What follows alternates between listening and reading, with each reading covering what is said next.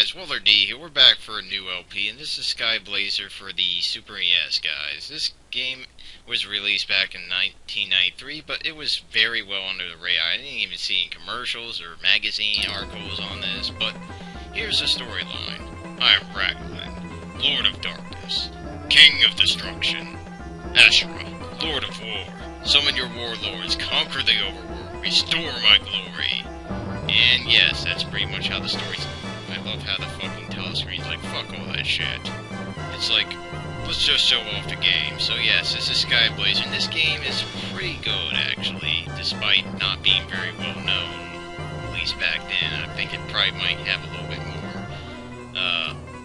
it might get a little bit more reputation now that it's kind of sitting out there for free for downloading. Thank you, emulation. But yeah, this game is pretty awesome. I rented it back then, and man, I do not regret any moment of playing this game, because it has this nice, wonderful charm to it, and it's a pretty solid platformer. It's not the best, but it's definitely not the worst either. And here's a nice demonstration of the gameplay. It's definitely getting the platformer action, and it kind of has a little bit of beat-em-ups here and there.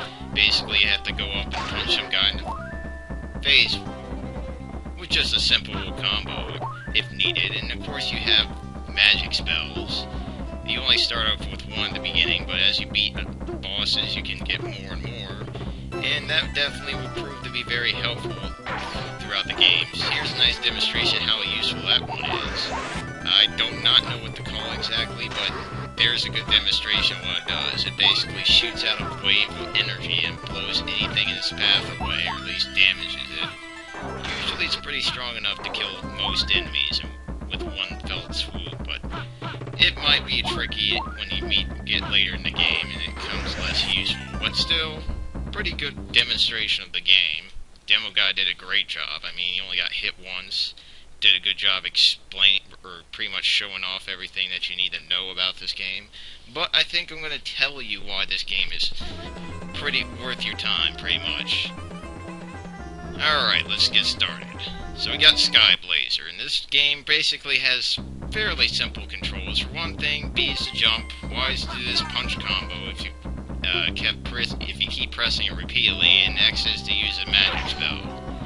And of course you can climb up and down walls like so, and you definitely don't need to know how to fucking move around now. I really hope that's not the case. But this first level, as you could very well see, not very difficult. I mean, it was only one screen. You pretty much saw the whole thing. You just didn't see the stuff that came after it. God forbid. And the way the gems work, since they're all over the damn place, is that for each gem for each 100 gems you collect, you basically will be able to get an extra life from that shit.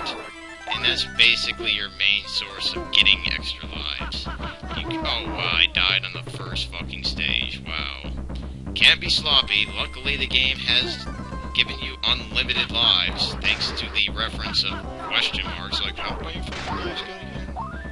And of course, but yeah, that's pretty much what happens if you die. Skyblazer just kind of starts flashing and he spins around like, what the fuck just happened to me? I guess I need to self-destruct now, damn it!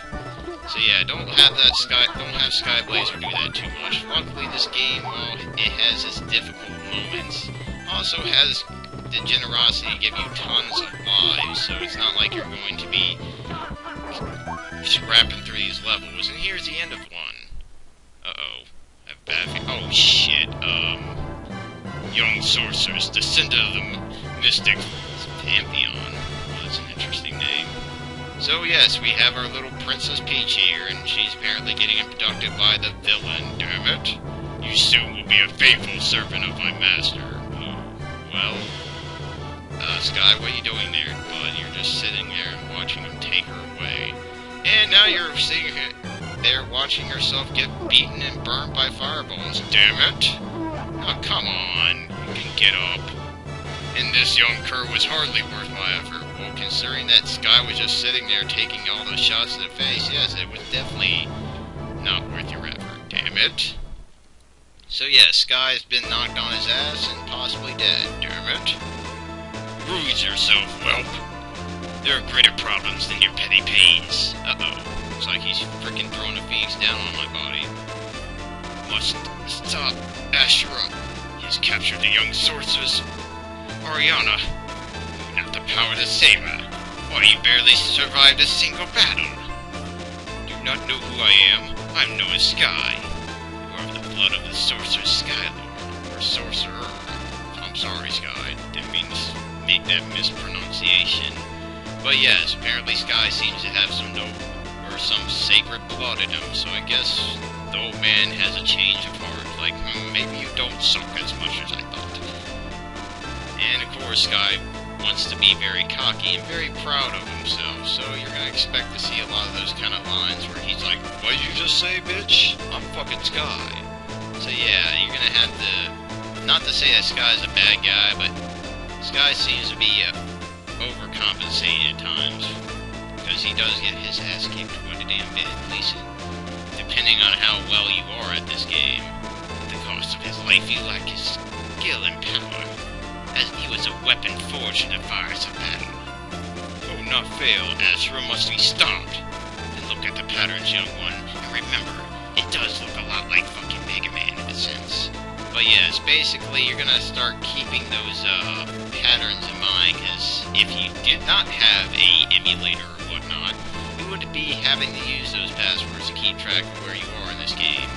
Luckily, the game has a lot of spots where you can write them down, or you can always go back to a certain temple and get your progress report that way. And then, of course, Guy asks the somewhat wall-breaking question: will this mystic pattern help preserve my quest? Of course, whelp. Why do you dally here? Go! Stop asking me stupid questions that gamers would ask. Idiot. Consider me gone. And then Sky runs off. Dude, what are you talking about, dude? Well, I guess it makes some sense.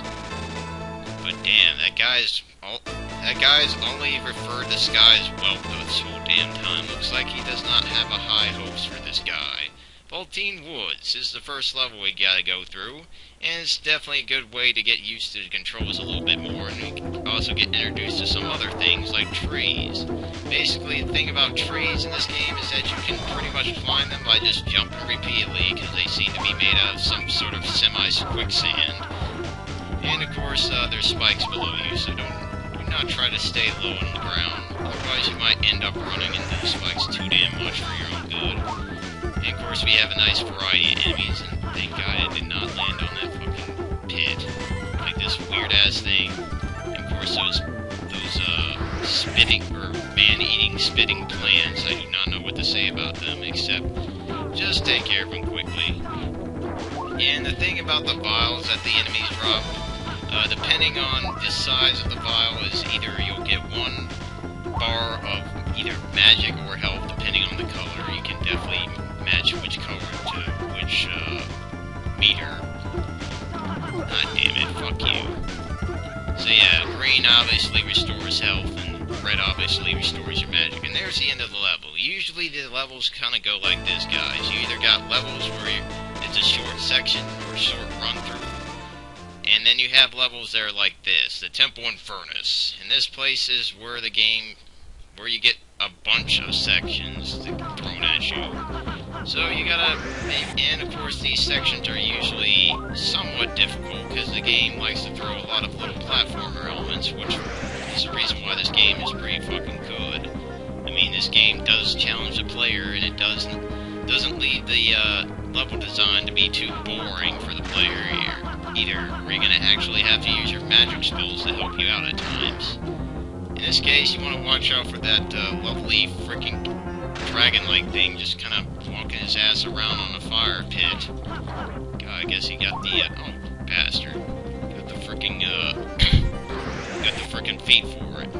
But yeah, this first big size area should not be too much of a problem. Just try not to fall in the fire too damn much, and just try to make your way around. And this enemy here you want to kill from a range, because it does explode, and that explosion does 2 bars of damage. Get used to the whole 2 bars of damage thing, because a lot of enemies and a lot of bosses seem to love doing that damage to you. Like these guys, they will definitely do 2 bars of damage. luckily, those guys are pretty easy to take care of. And here's a nice demonstration of how many lives you can possibly get. And fuck, even the fire does 2 bars of damage? Fuck. So yeah, you definitely want to be careful here. Just basically kind of follow the motions of not getting hit by enemies or falling in the pits of lava. Or possibly getting hit by spikes. Great, this fucking thing's doing a good job homing on my ass. Get away, I'm not your friend. Damn it! So yeah, just run away from that guy if you can. And then usually that magic spell kills that enemy in 1 hit. And all those enemies in 1 hit.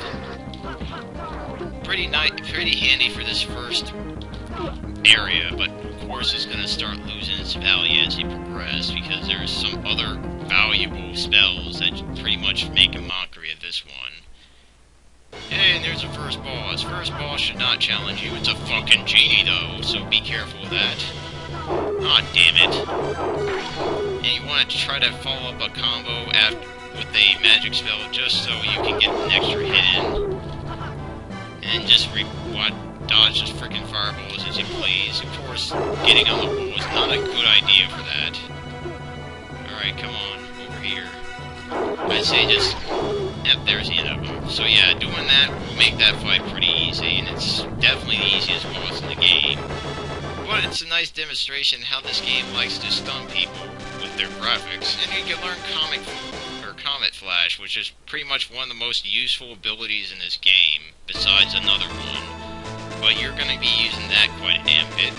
Not on this stage though, Cliff Apparels. Because this stage is going to introduce you to another aspect of this game, where you have the flying sections. Pretty much at all the scrolls, you're going to have to hold the B button to push yourself up in the air when needed. And of course you have this nice little fireball-like effect that makes it a bit like frickin' Pit from Kid Icarus in a sense, where you just kind of have to fly around, shoot things with your golden fist power. Not sure what to really say of it, and fuck you. Wow, how the hell did that work? I somehow hit the end of her. I somehow get hit and get health. That seems pretty rare, honestly. Of course, these enemies love to get in your way in this part, but I would definitely focus more about not getting crushed by going off screen, of course. I mean, it can and will happen, and it's definitely going to become more and more of a problem. And of course, you want to watch out for those guys riding on whatever the fuck that thing is, because they do like to fly back in your face and make you pay for getting behind them like a genius. But yeah, this first flying level is definitely going to be a breeze compared to the rest. Good job, Sky. Looks like the level's over. Alright, and we're done with that area, and we now go to the Tower of the Tartalisk. Oh, crap. And this is where the difficulty starts to make a little climb here, because the level starts introducing death pits right below you, so please do not fall on this section, because that just means horrible things your way. And damn it, I do not want to leave that fucking room. Now, I have a hunch here. Though, reason why you want to that's a good example of Comet Flash's usefulness. It allows you to propel you from one wall to the other, and here's the way to get infinite lives here. Problem is, you have to have Comet Flash to get that. So yeah, if you really want to stock up here, if you want to really stock up on your lives, that's a good place. You do want to watch out for those fucking platforms. They like to trick you into thinking, oh, just a friendly platform spikes up your ass. Yeah, I don't want to have that happen. And here's another nice place to get basically some more lives. If anything, this place is a good way to, or this whole area or level is a good place to get freaking lives. Because you can just do this. You can just go up here and then come back down here and get that extra life up here. So pretty much a good source of extra lives. Of course, you want to make sure to make the jump back and not land in the spikes like a genius. And we're starting to run out of fucking time already, shit. Well, maybe I could get through this area without getting murdered, but knowing my luck sometimes. Thank you, Alex Kidd. It's all your fucking fault, by the way. I might fucking die a horrible death. And this place is just full of ways to die by a horrible death. But luckily, this place is definitely easier than most. And Comet Flash is really useful in killing that row of enemies. I'm telling you guys, Comet Flash is gonna be pretty much your godsend throughout most of this game. You're not gonna find that to be useless in any way, because the fact that it propels you forward in any way, shape, or form makes it omni useful in almost every way. Of course, this next spot where you see that sometimes those moving blocks seem to get a little bit too close to that wall. You don't want to be on the other side of that, obviously, because getting crushed in this game is a very scary thing, and it's a very possible thing. And there's more usefulness of Comet Flash right there, and the game loves to make more use of it there. Now we're at another part of this section. This is probably where we get to one of the most annoying parts of this level. The fucking flashing blocks BS. Though I think it allows you to take a bit of a shortcut. Oh boy. And it's not so much a bad thing, because then again, this room's a nice place. Holy shit, 3 bars of damage? Are you serious? Damn. Okay, so that room is a little dangerous. Do not try to go into it. But yeah, you're gonna have to do this thing, and there's not much choice. This is pretty much the old shit. Only way you're gonna get up the tower. So you're gonna have to get used to this really fast. So prepare yourself, jump up here, try to skip blocks if you can. Shit. Because the game will not stop for you at all. Damn. Okay, so we're almost up to the top of this tower, and shit, now we got fucking crushing walls, damn it. So yeah, of course, obviously getting crushed is a really bad idea, so didn't have it happen anyway. Nice job, Sky. Didn't think you'd stop dead on a dime after doing a Comet Flash, buddy. But yeah, oh, what the hell, game? I fucking get crushed in the last second, damn it. Alright guys, I think I'll stop here. Next time we can get further up this tower and beat the boss of this place. So thanks for watching, have a great day, and adios.